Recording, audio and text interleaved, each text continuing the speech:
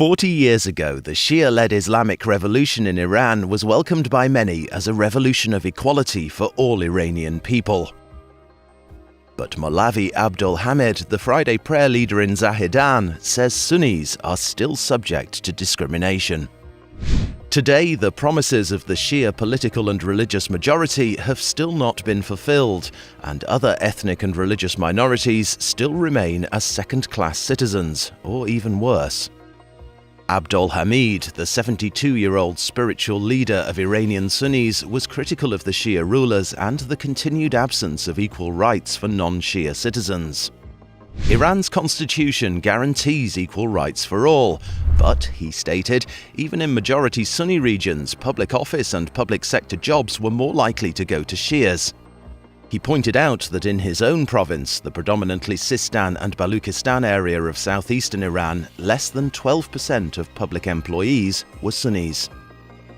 In an interview for Radio Fada, Abdul Hamid said, "There are Shiites who promote discrimination against Sunnis as a necessity, as well as others who use their influence to deprive Sunnis of the right to serve in high public positions. The Islamic Republic's high authorities are well informed of these facts. They frequently receive reports on the discrimination, but the necessary steps toward addressing the problem have not been taken." Abdul Hamid claims President Hassan Rouhani has not made any moves towards a more equal society either, but he was still hoping a change would come.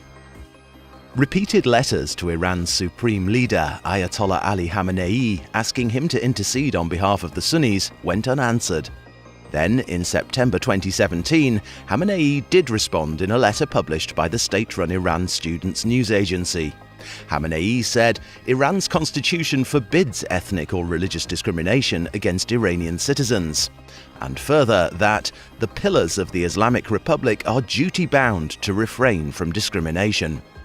Nevertheless, according to Article 12 of the Islamic Republic's constitution, the official denomination of the country is Twelver Imams, Shia. In addition, Article 115 stipulates that high positions in the Islamic Republic ruling system, i.e. the supreme leadership and presidency, are exclusive to the Shia. Thus, Sunnis, or followers of other Muslim denominations or other religions, cannot hold high positions within the state, or it seems, industry. Deeply ingrained discrimination from within the institutions of the Islamic Republic has seen all ethnic and religious minorities marginalized. According to the 2018 United States International Religious Freedom (USCIRF) report, freedom of religion within Iran is becoming increasingly restrictive. Along with Sunnis, other officially recognized religious minorities, Zoroastrians, Jews, and Christians, cannot hold public office or important state roles in Iran, and their employment options are frequently restricted. For Baha'is, the situation is worse. The Islamic Republic will not even acknowledge Baha'i as a faith. They are under constant surveillance and scrutiny by the state, and are only permitted a very basic education.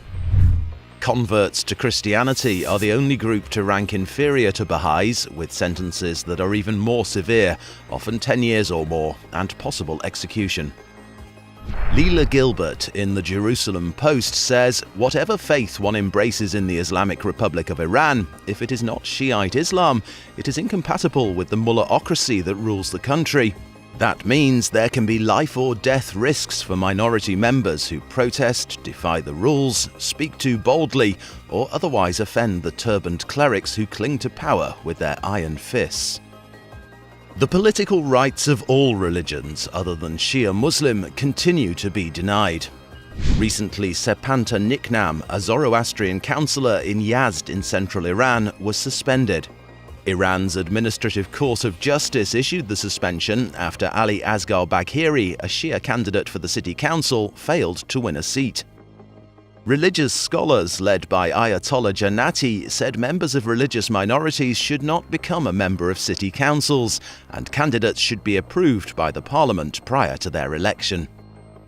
The US Department of State has designated Iran as a Country of Particular Concern, CPC, under the International Religious Freedom Act, RFA, since 1999, and in 2018, that designation continues.